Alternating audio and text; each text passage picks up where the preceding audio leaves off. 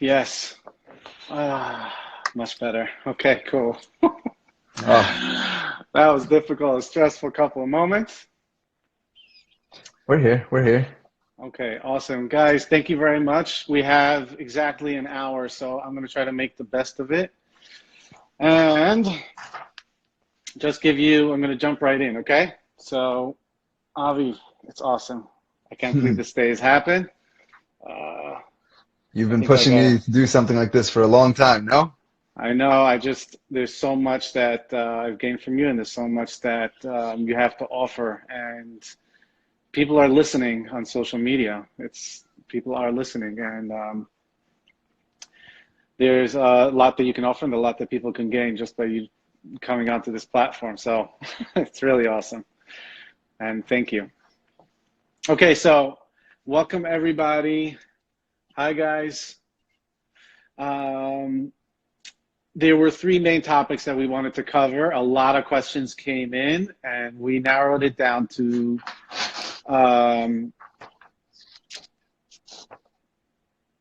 things like addiction, triggers, a little bit of trauma, but ultimately triggers usually come from trauma. But we want to speak this language in a language that people can really understand and also relate to. And please God, also have an opportunity to get real tools that that are very practical. And I can speak from experience. We're not just going to talk in theory. We're going to actually use practical, real examples and even experience it, please God, in the session today. So as you can see, I don't know if you noticed, but I'm completely plagued with fear. And I'm just going to let that happen and continue going. So I'll just give you a quick intro of how I met Avi, and then you won't need to listen to me that much. I met Avi. Oh, first of all, if you're new here, this is your first time here, I highly recommend that you just take a quick look at YouTube and just type in my name, and you'll see a 35-minute video of me sharing my story through growing up, addiction, and eventually recovery, which brings us through a process until we actually got till today. So I think if you watch that, it'll give you a much better perspective of how significant today this live is. So I met Avi about 7.5 years ago, and it was in Safe Haven, Safe Foundation out on 255 Avenue W. Good I had times. just, yes, I was fresh. I was a fresh newbie out of rehab, and I had done 30 days. I'd done 7 days in a psych ward, 30 days in rehab, and then the driver actually took me straight from rehab to to Safe, where I met Roy Tillis, who now lives in India, has a whole, moved back to India. He has a whole rehab there in the mountains. And I was so fortunate and so grateful to have met Avi there. He was my individual therapist, which he got me started, and I literally gained so much, and I'm so grateful for that. We did therapy for about 10 months. Hmm. Once we were done and I graduated there, Avi had referred me to another therapist, which didn't really go anywhere. We were in touch a bit, but we didn't do any therapy for probably 4.5 years, I would say. Right.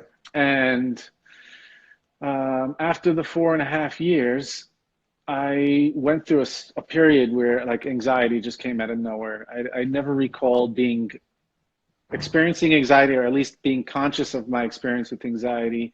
I'd be sitting at the desk I'm sitting in with my hands like tensions, my muscles in my hands tensing up. A lot of just my whole being and energy was just get more and more tense, and I just was plagued by it. I would try to go out into the backyard, maybe sit outside in the sun, try to relax. Anything I tried to do, meditation, literally anything, just didn't work.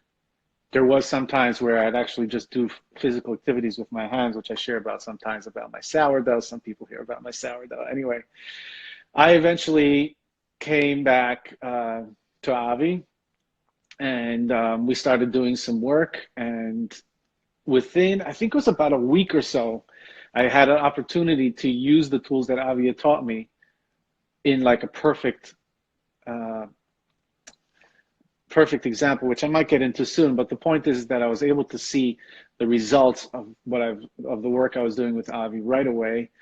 And at a certain point, like we were trying to budget. I saw like I cannot afford to continue going to therapy, and I didn't for a good couple months until I literally came back crawling to Avi, like in so much pain. And what I learned was, as much as there may be times that I cannot afford to go to therapy, I cannot afford not to go to therapy. And the words I like to put it in is,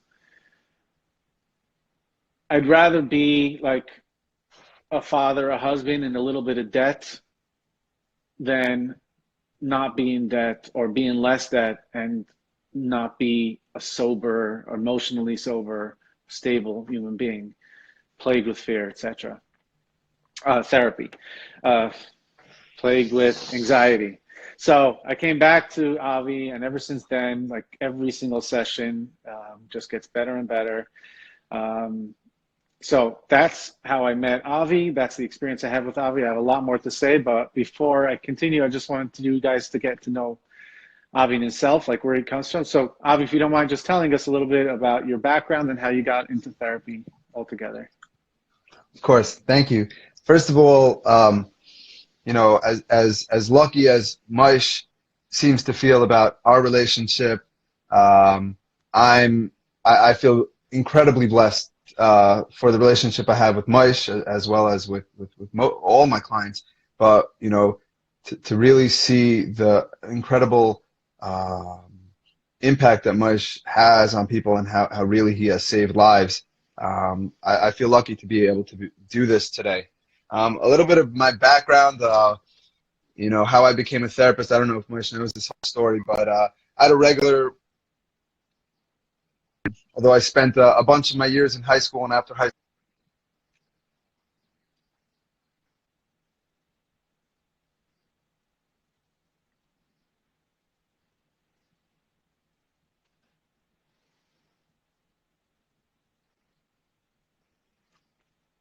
But I graduated, and my right that summer, after my parents had spent a lot of money on college, I came to them and I said, you know what? I don't want to go work on Wall Street. I uh, I want to go become a therapist, and I'm blessed to have the most incredible parents who really supported me. It seems like people can't Avi, hear me. seems you're breaking up a Can you little. hear me now? I could hear you. It's just breaking up a little bit. So you don't, do you have any other devices on around Oh you, man. like that might be using the internet? If not, then Um, let's just keep going. I'll shut what I can down. Whatever. We'll do what we can. Yeah. I can notice my fears coming up right now. But it's okay. Someone said they could hear me, so it's all good. We'll talk just Okay. the three of us. Yeah. Anyway, I was supposed to go into finance. I graduate college. I tell my parents I'm not going into finance. I'd like to go become a therapist, and they, you know, they supported me from the beginning. They said, you know, before we pay for graduate school, at least try it out for a year. I went to Israel. I worked as a dorm counselor madrich in the yeshiva. I loved it. I loved connecting, and so I went to therapy school. I got into addiction. That's where I got to meet Moishe. And I realized that beneath addiction was so much more going on. Um, Trauma, and just, you know, a lot of the clients I work with already got sober and they kind of feel stuck. And I realized I had to really train in trauma, helping people get unstuck. And so that's really the work that Moishe and I have done, and most of the work I do with the people I'm really blessed to work with. And hopefully that's what we'll be able to talk about tonight. So that's a Awesome. little of my story, and hopefully you'll get to hear more of it. I appreciate it. Thank you. And welcome to social media. If you guys want to see a post, this is Avi's basically first time ever showing up on social media. So he's making a grand entrance. So, There were a lot of great questions submitted, but we're just going to try to cover as many as we can. So we're going to dive right into the questions. Avi, you ready, right? Let's do this. Okay. If anyone has questions, you could also submit them in the chat, and I guess we'll try to see if we can answer them as well. Yeah. Or try to hold them and post them at the end or towards the end when we're open to questions. It's worth it to hold it because there's more of a chance we'll be able to get to it. Okay. So here's the first question that I got here. Okay, can you give us survival and coping tips for living with your triggers during this time? And I just want to expand it a little bit because people are going to say triggers. Everybody gets triggered. Truth is, yes, everybody does get triggered. But usually the questions that this question could be coming from is, you know, somebody who grew up in a very troubled home and from many different aspects, whether it be having trauma from the home itself. And let's say they finally got to go out of town yeshiva. And now because of this pandemic, they're being sent back home and they're stuck in the home, reliving the same trauma. So they're being triggered by this trauma. So that's the extent that it can go to. It can also be the different triggers, like all of a sudden, all my character defects are showing up. You know, all of a sudden I see that I'm acting like a total something else, different than what I used to. So many different triggers. Question is, what type of coping tips do we have to offer? So, Avi, can you just tell us what comes to mind when you're asked that question? Yeah, I mean, the first thing is, I think, you know, I'm sitting at home just like you know, probably most of you, with my kids here and trying to work and balance everything and the kids with school. And it's I think it's important to recognize we're all surviving, we're hopefully thriving, but the most important thing is to really recognize, try to pay attention to what's going on for us, all the different types of reactions. I'm sure, Moishe, if I asked you, for example, being at home now the last month or longer, can you try to like notice what are the different things that come up for you? What have come up for you, different feelings or reactions? Yeah. Well, I can just give you like a quick timeline. I'm just thinking about it. Like in the beginning, my reactions were right away, I have like a part of me is like making me calm down. Like there's all this craziness, I automatically disconnect from the craziness, disassociate. I remember like right away, the way I reacted to that in action was I left a whole bunch of WhatsApp groups.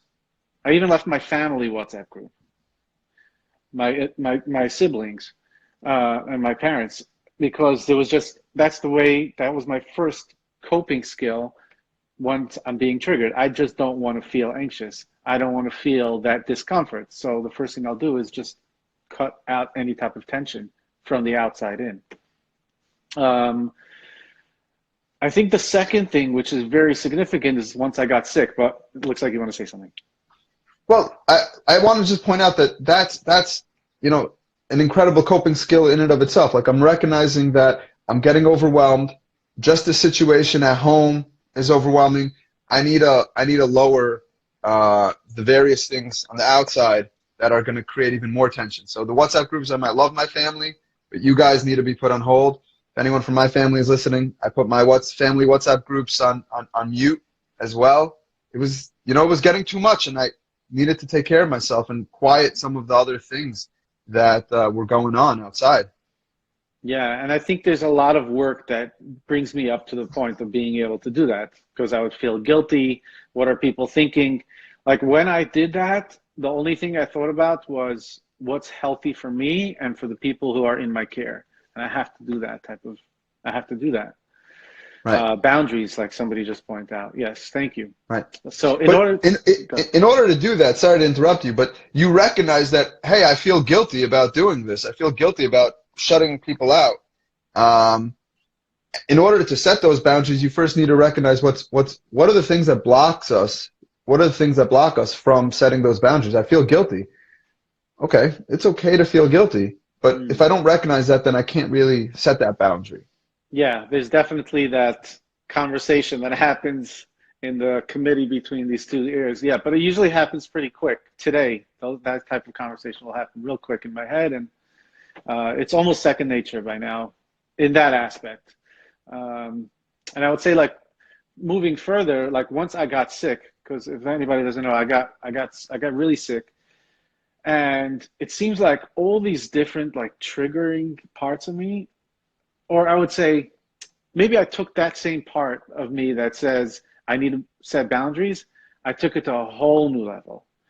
I took it to the level where I wouldn't even, well, it was even difficult to look at my phone, but I was not in touch with anybody. I would just sit in bed. I would allow, let's say allow, it sounds pretty sick, but like I would allow my wife to do things for me, which normally I would say, maybe don't do it. She was totally going way out of what was expected of her to take care of me, which I appreciate. But I think in the past, I would have had parts of me that wouldn't allow myself to accept that kindness and that care. Because I don't, I want to take care of myself, right? So allowing her to take care of me, I think is also a lot of growth. Is also a lot of, so the main point I want to say is that a lot of all those parts that wouldn't allow me to accept those things, all those things that typically would have annoyed me or would have tried to protect me, they all set aside because my life was on the line. I had to be taken care of. Yeah, Right. and then it moves on once I get better. Once I get Right. better, all of a sudden I have the luxury of caring about whether the milk was left out of the fridge. But we'll get to that a different time. So, like you're saying, I noticed it for myself also. I had to welcome in certain parts of me that in the past I would block. Feelings of guilt about something, feelings like I need to take care of everything, and being able to recognize, okay, there's a part of me that needs to take care of everything, but it's just not realistic today. Can I appreciate that I want to take care of everything and ask that part of me to step aside so the other parts of me so I could just be present, and Yeah. tolerate the other, feeling like, okay, I need to ask for help right now. A lot of people I work with have a lot of trouble asking for help because of stuff from their past, and that makes a lot of sense. But being able to notice what blocks me, what are the, maybe I feel I need to be in control of everything, and that's a really important part of us, and it's probably saved us in the past. But or I need to be productive. Being able to kind of ask that to step aside, ask for help, give us time for ourselves. My therapist recently pointed out to me, maybe it's okay to like just take a break for yourself. And I'm like, but everything's crazy, work, and then I have to have my kids and Zoom, and I'm like, hold on, but maybe it's okay to take in the middle of the day while everything's crazy 10 minutes to myself to watch something, and respect that place for me. Yeah. That's something that comes very difficult to many. It's interesting how you're talking about parts. I think we should give, maybe soon, but at some point we should definitely give people like some sort of intro to understand. Because you said, I ask that part of me that is trying to protect me and not allow me to take favors from other. I'm going to ask that part to step aside so I can allow the favors to happen. So that is the type of work we do, which is awesome. But I want to get to that. I'm not sure if now is a good time. Do you want to get into that now? You're freezing up a bit in case you hear me. Go to the next question, and then we'll be able to kind of flesh it out more. I hear you. Okay, you're chopping up a bit, so I guess I'll do the talking a little I bit. said maybe we could let's get to the. Yeah, I will. Okay. At what point, okay, we're jumping straight from this into addiction. So at what point in, I guess, addictive behavior, but these are the words of the question. At what point does an issue qualify as an addiction? So I'm just going to jump in and answer a little bit of my experience, and then I would love to hear from Avi. I remember sitting actually in the room that I'm sitting in now at the corner. and I was sitting at the table. I had a 1.75 liter of Jack Daniels on the table. I was sitting there with a friend, and we were drinking like all night.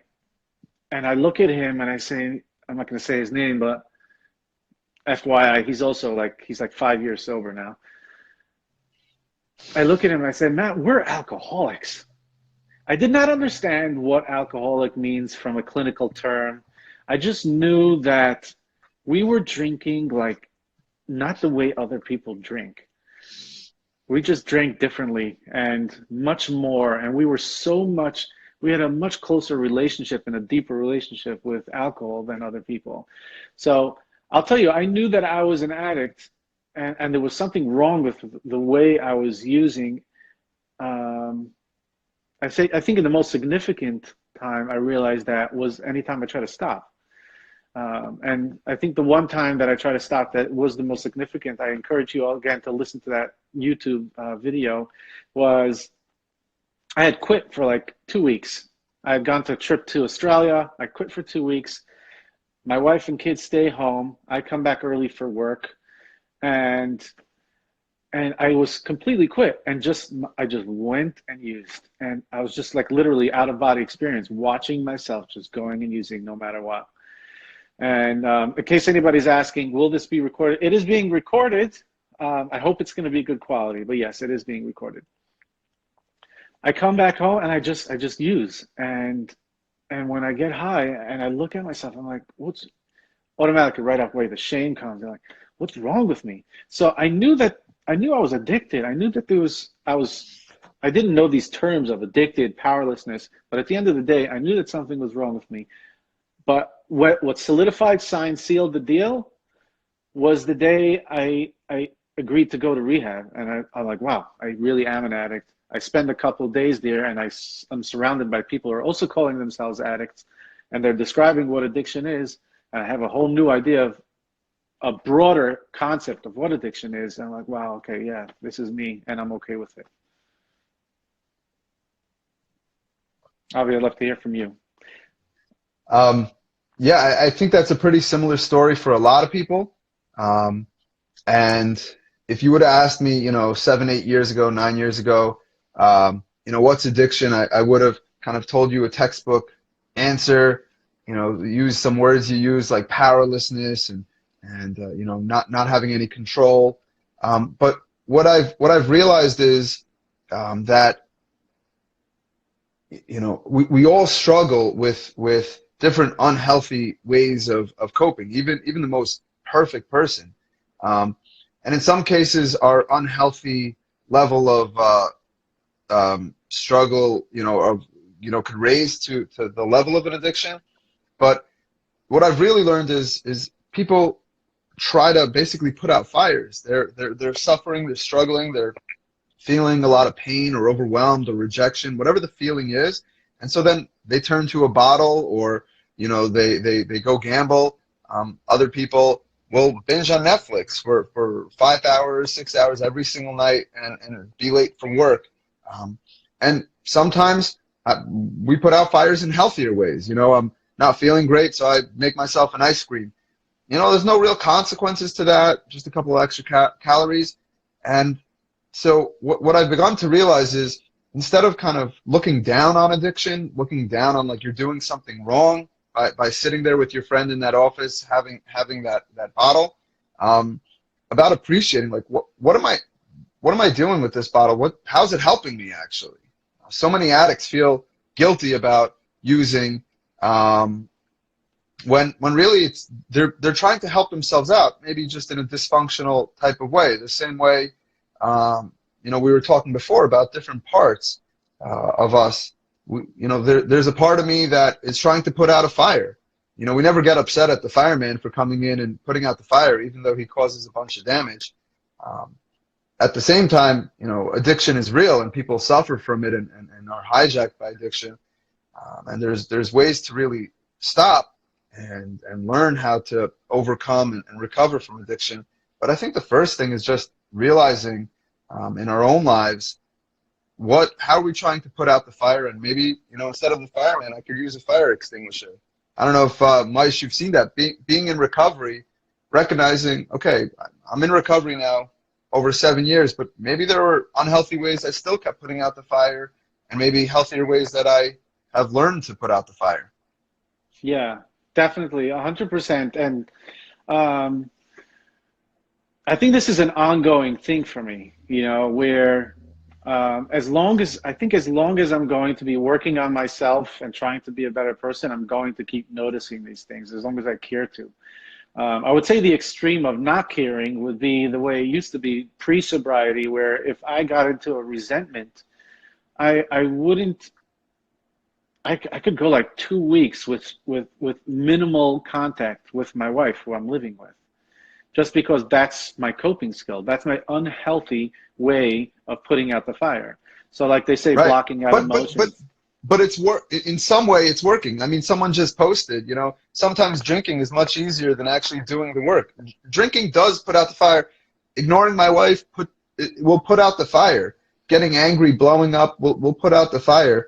It's about kind of, the first thing is just having compassion to that. Like, okay, there's something really at its core that's bothering me right now. Um, can I sit in that feeling? Yeah, it's gonna be hard. It's gonna be real hard to. I mean, right before this, I was sitting in that feeling. I was entertaining the idea, like, what would happen if I just don't show up? That would be a way to put out the fire, just not have to deal with it. Um, or I could just feel nervous and feel that thing in my stomach, that pit. Mm. Yeah, yeah, And yeah. welcome it. Go for a walk, calm it down. But I don't have to get rid of it. I don't have to do something to make it go away.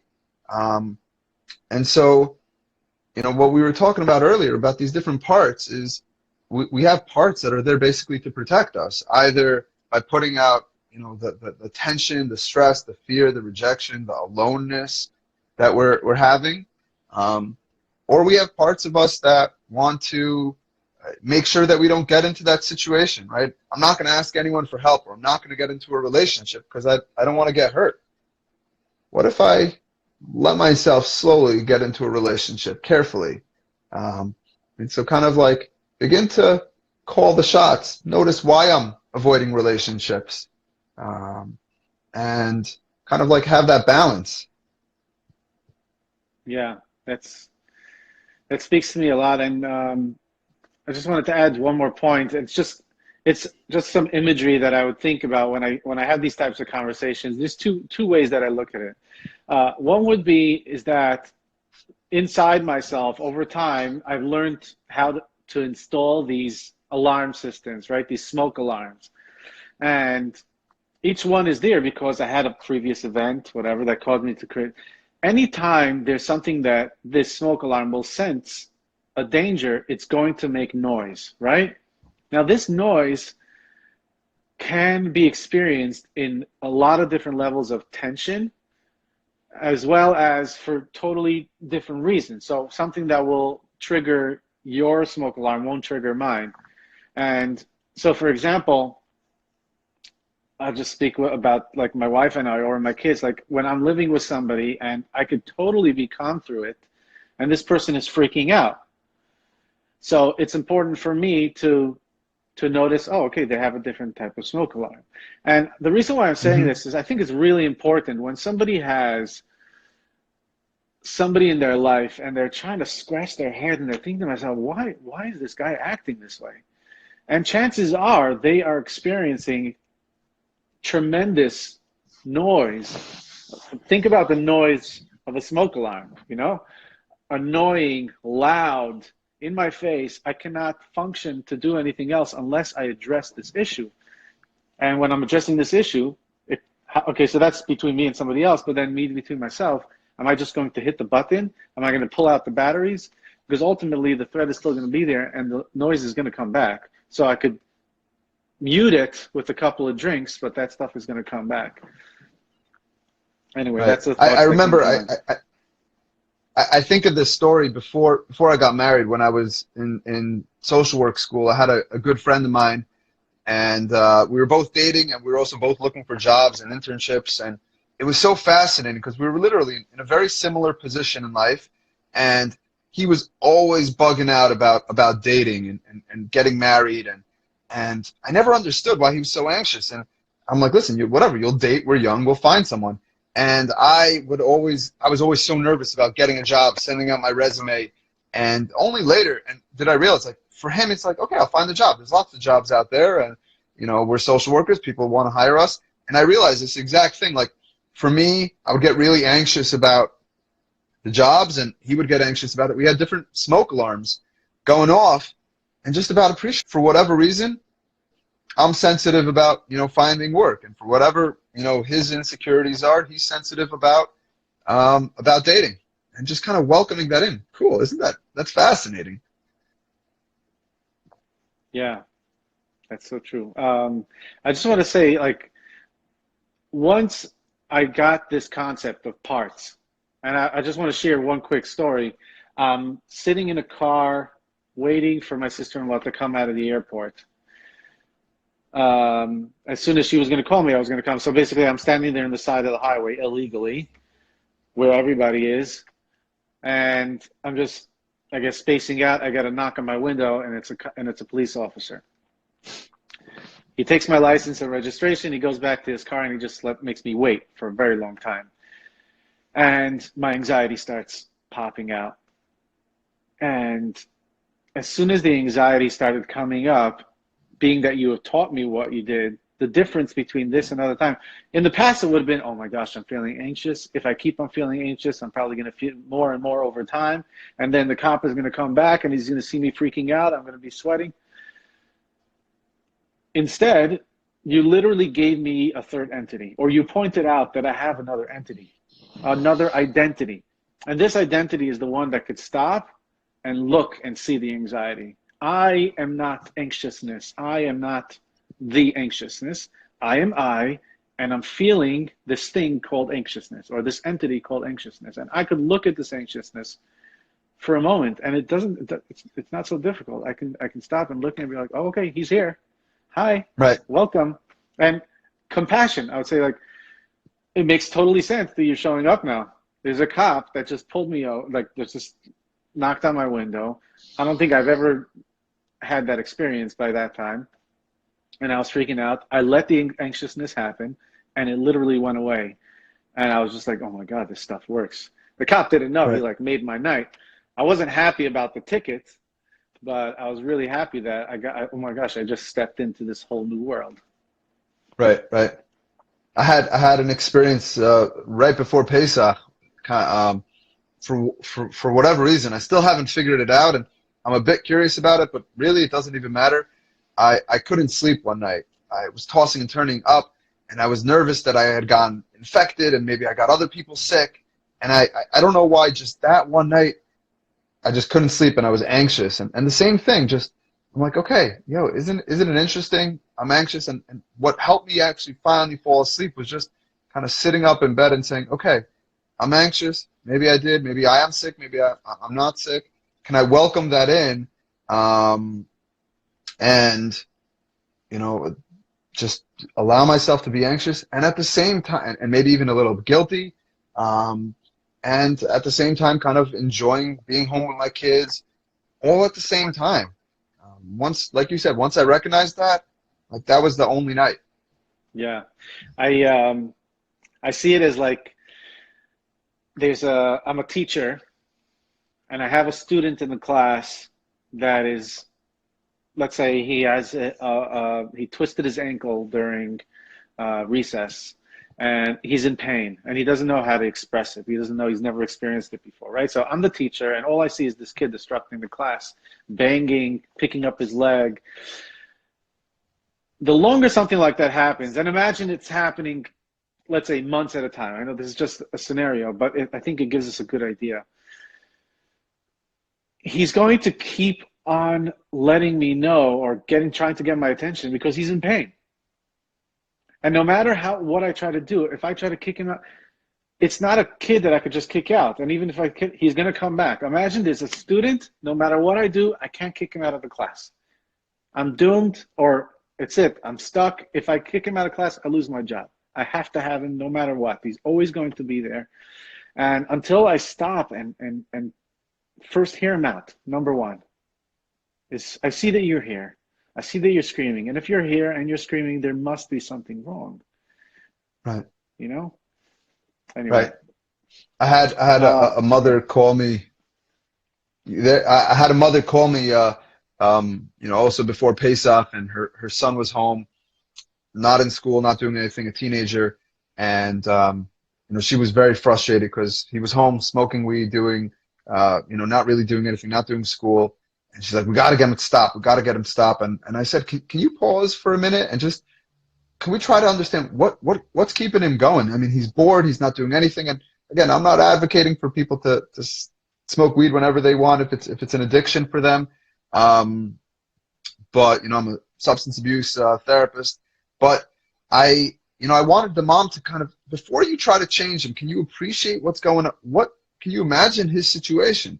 If you want to change him, if you even can, the first thing is just being able to appreciate what's going on for that kid. Yeah. I think we're gonna get to that actually in one of the coming questions. So let's Could be. move on if I that's got ahead okay. of myself. Okay. I just want to see what can you speak on identifying where the anxiety comes from? And I think Avi talked about that a little bit. The idea is if you want to, there's a process, but the first step is to not push it away because it's trying to get your attention. It believes that your life is in danger of some sort. It, part of me, believes that there's a real danger here. And the only way it's going to stop shouting wolf, wolf is if I stop and I ask it, hey, what's going on? I have to notice it first, not push it away, not just kick it out. Have a conversation, give it its time and space, just like you would give a kid. As soon as you just let the kid speak for a moment, just the letting him share what's on his heart, that itself heals most of it. And that's been my experience with this. So I would say the first step Maish, is I that. mean, you had shared with me recently this idea that all feelings are there to give us a message. So like you said with like they're an alarm. They're I'm feeling guilty because I violated a value. Just like when I stub my toe, my toe hurts because it's my toe is telling me, hey, something's wrong down here. So like the first thing is the anxiety is there to protect me. It's saying, hey, there is something potentially dangerous over there. Just be careful. The problem is when it controls my life. So, I don't go there or I don't embark on things because of that anxiety. But anxiety at its core is really a good thing.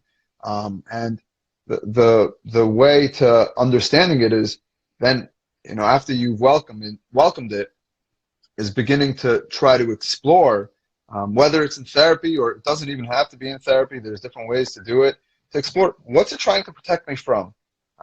It's trying to protect me from going over that bridge. Do I think I could handle it? Right. The same thing as tonight. I had anxiety about going on to here, and I recognize it's trying to protect me from looking stupid, messing up, making saying something silly. I appreciate that. If someone was trying to protect me from hurting myself, I'd appreciate them. But I also told myself, hey, Avi, you've spoken before. You know what you're saying for the most part. Um, you could do this, and if you mess up, it'll hurt, but we can handle it. And so kind of appreciating why I was anxious.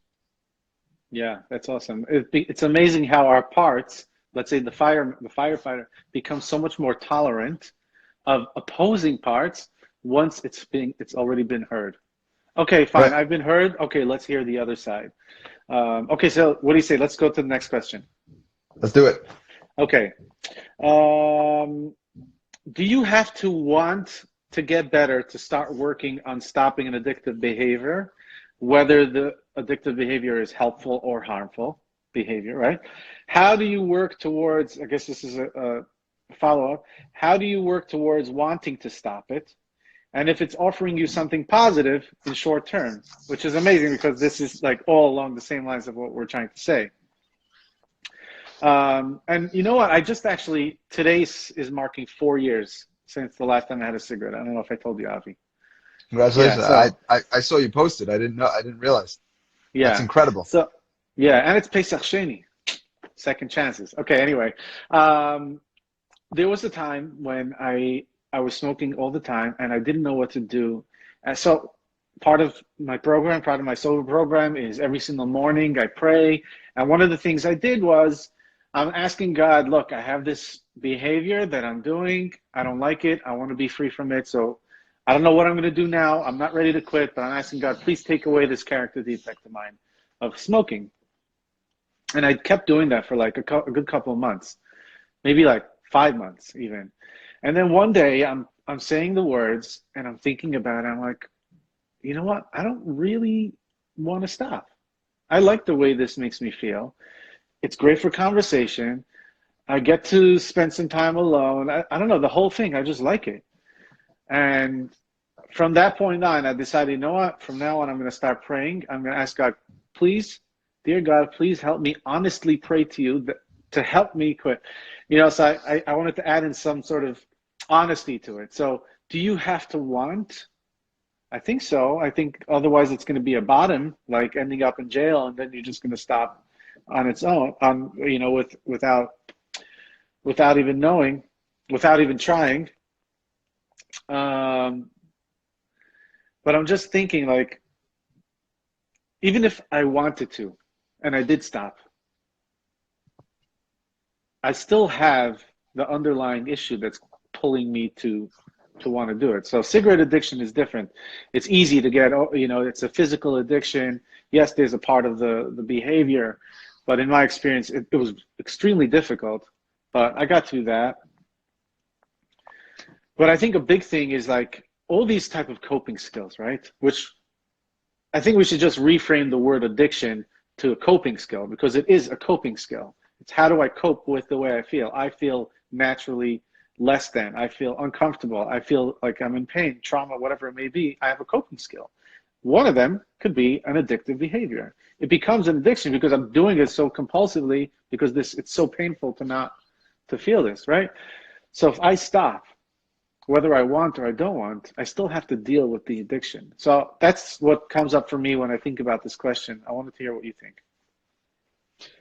Yeah, I mean, I think it's the question in and of itself gives us a bit of an answer. You know, when you ask, like, do I have to want to stop? You know, just by asking that means that there's clearly a part of thought of like, hey, I need to, like, I should probably stop. And can I see that whole dialogue? Can I recognize, yeah, okay, there's a part of me that wants to stop. There's an element, there are problems that this is causing in my life. You know, whether it's something small, like, you know, something that might not be so consequential, or whether it's something really big and it ended me up in jail. But there's also an element of that this helps me. So a lot of people come into therapy, you know, and meet with me, and they're like, "Listen, I'm not really sure if I want to stop or not." And I said, "Cool, you're in exactly the right place.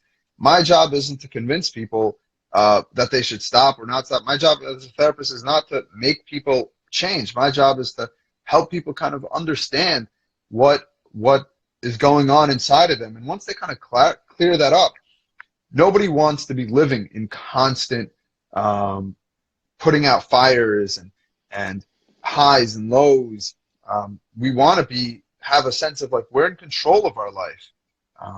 You know, addiction is a lot of not in control. I don't want to smoke that cigarette, but I do want to smoke that cigarette. So let me just understand what's bothering me. What's you know, how the cigarettes are helping me. If someone tells me there's nothing good about my addiction, the opiates, the porn, it's just destroying my life. And I'll tell them, I don't believe that. If it was destroying your life and there was nothing good about it, you wouldn't be doing it. You would have stopped a long time ago. Clearly, it feels good. It helps you. How's it helping you? Why don't you want to stop? That's sometimes a more important question than, okay, why do I want to stop? Although that's an important question also. But I think once you're able to begin to clarify, like, I already have inside of me something positive that's saying, hey, you should stop. And being able to recognize that is, you know, the person who asked this question has that inside of them. Right. Yeah, I love it when you go into the question, like you say, ask your question a question. Right. Right? So my question is, how do I know? Or what do I do? maybe ask a question like, what, Who's asking that question? yeah, what part of me is asking that question, and what is Right. its need that it's trying to fill? Right, right. Yeah.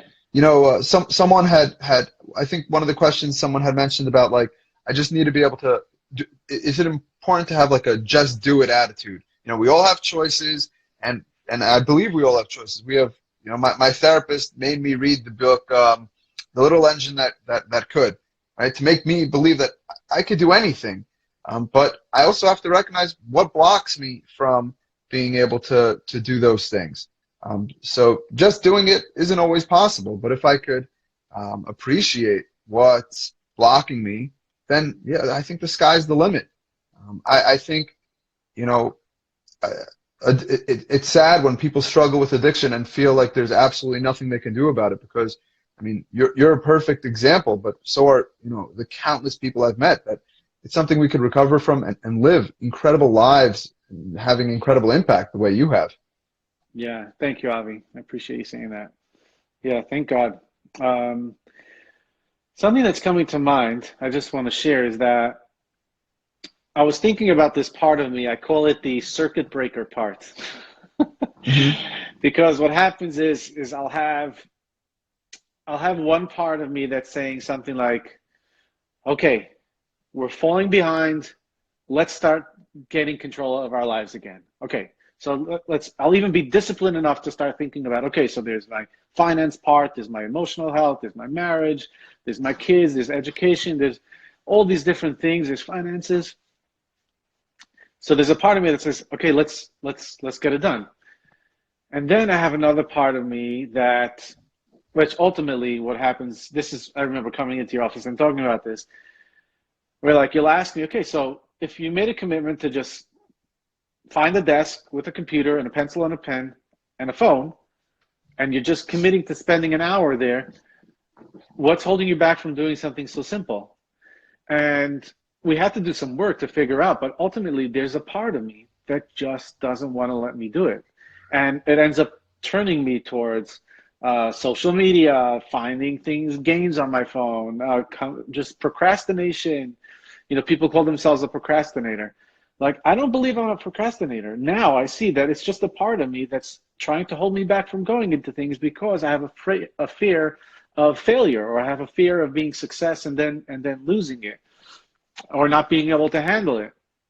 So I have one part that's telling me, get your stuff together. The other part of me is saying, slow down. And then I can end up with anxiety and frustration. And the anxiety is another part saying, hey, I don't like this tension over here. Let's get your attention. And then I have this other part that just can't stand anxiety, can't stand that. And it's called the circuit breaker side. It literally shuts down everything. It shuts down Right. everything. And I'm I just gonna feel sit on my phone numb. and veg.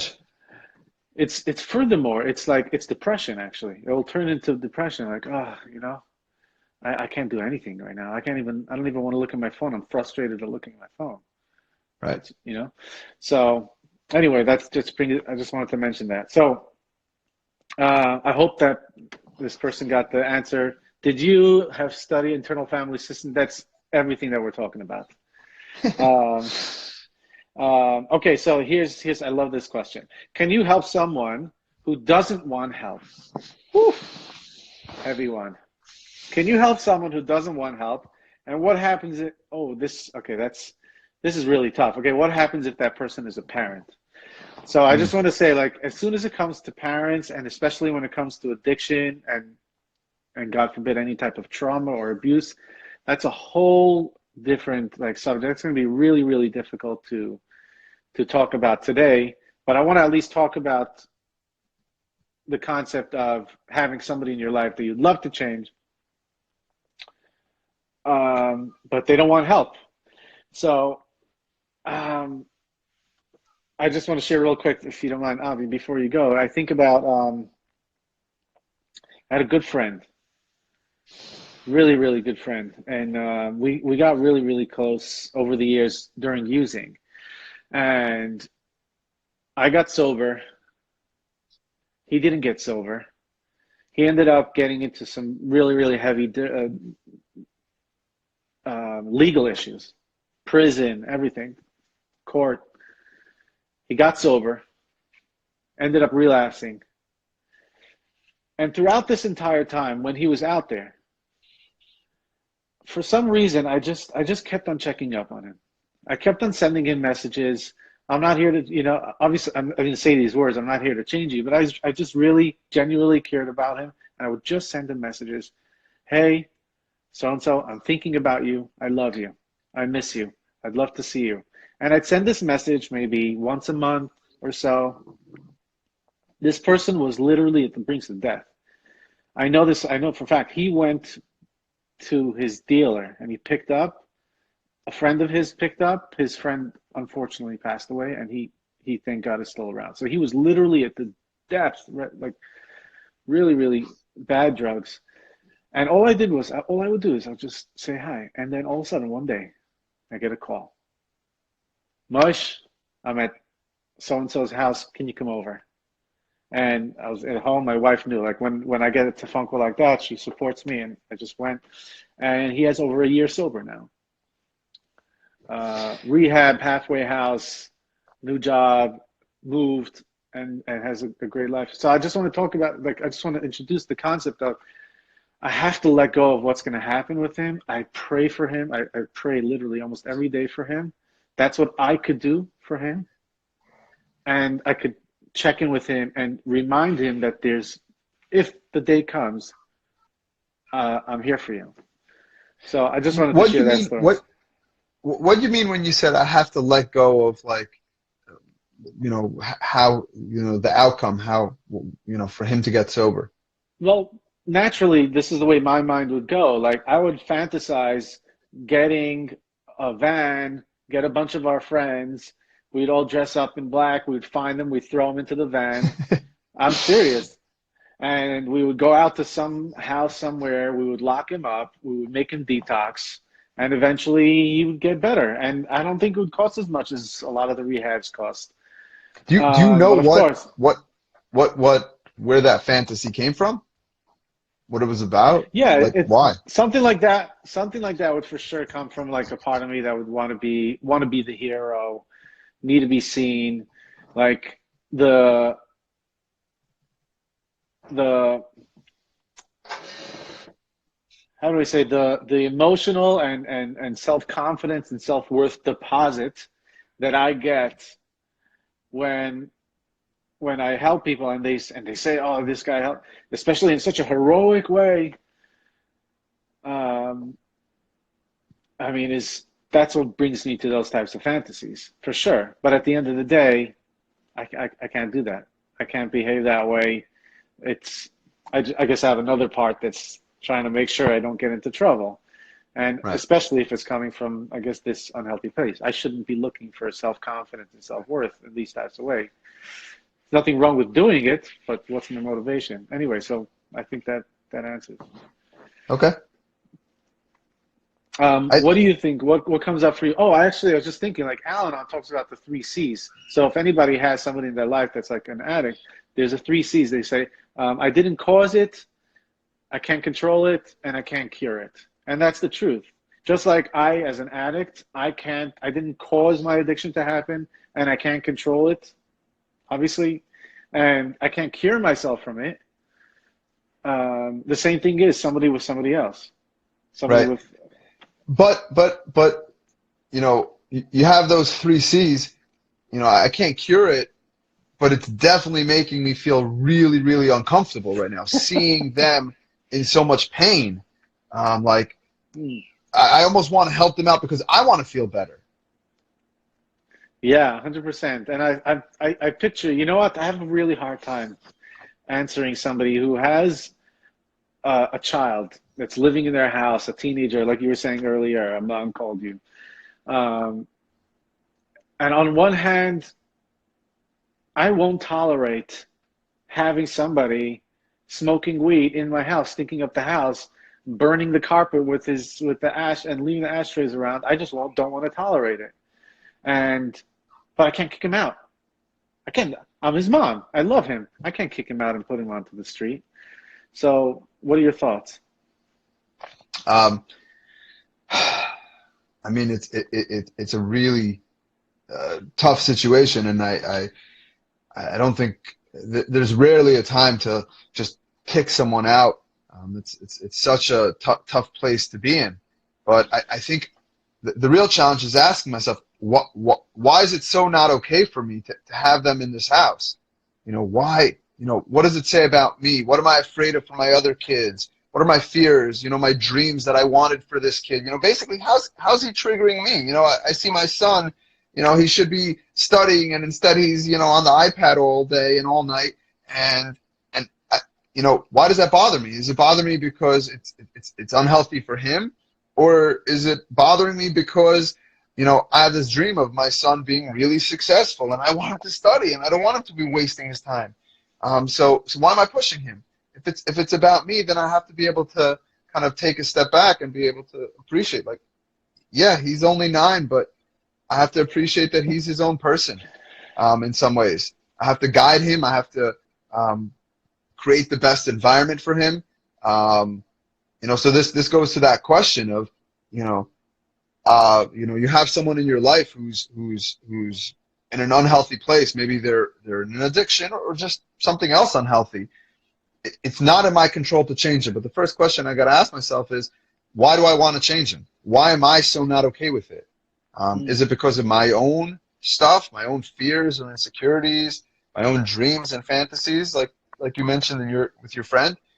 And how could I then, create an environment for him that is welcoming to change? Someone just shared with me a story how their teenager came up to them, their almost adult actually son shared with them that as a younger teenager, they basically they're religious today because their teenage son said, as a 13, 14-year-old, you just showed me so much love. Like, I couldn't go off the derech because I felt so bad for you. Like, I loved you guys so much, and I felt your warmth that, like, no matter what I did, you guys were there for me. So, you could create an environment. And that mom said, like, I had so many sleepless nights, but I kept my mouth shut. And in that case, that was appropriate. But first, just recognizing, I'm going to sit, I'm going to watch my son. He's on the iPad. That's like eating me up. But, like, listen, that's my issue, not his. I can't put that on him. That's awesome. I'd love to, I think we only have 2 minutes. We only have 2 minutes left. Oh my gosh. I just got the warning.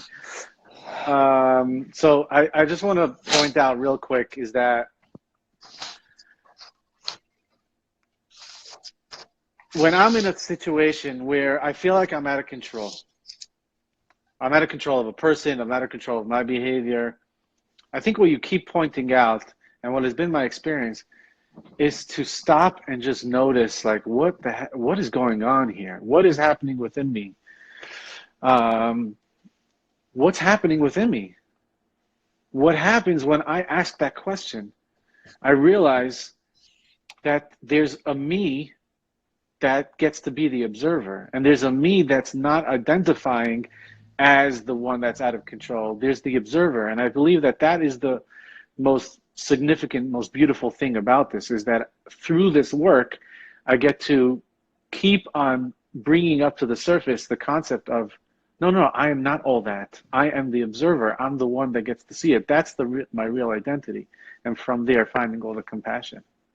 Right. Yeah, being able to get in touch with that ability to see. I would say to all of you, like, as a tool, as a therapist, I hate giving homework. It's People don't 30 do seconds. it. 30 seconds, really quick. See, now all these parts came up for me. Anyway, I encourage people to just kind of, like, be aware. We'll talk about a part. Go home. Notice your anxiety. Don't even change it for the whole week. Just notice that it's coming up. I think we have a lot of questions left, about therapy and trauma and finding the right therapist. Hopefully we could, do this again and get into those questions, bringing up difficult topics with your therapist.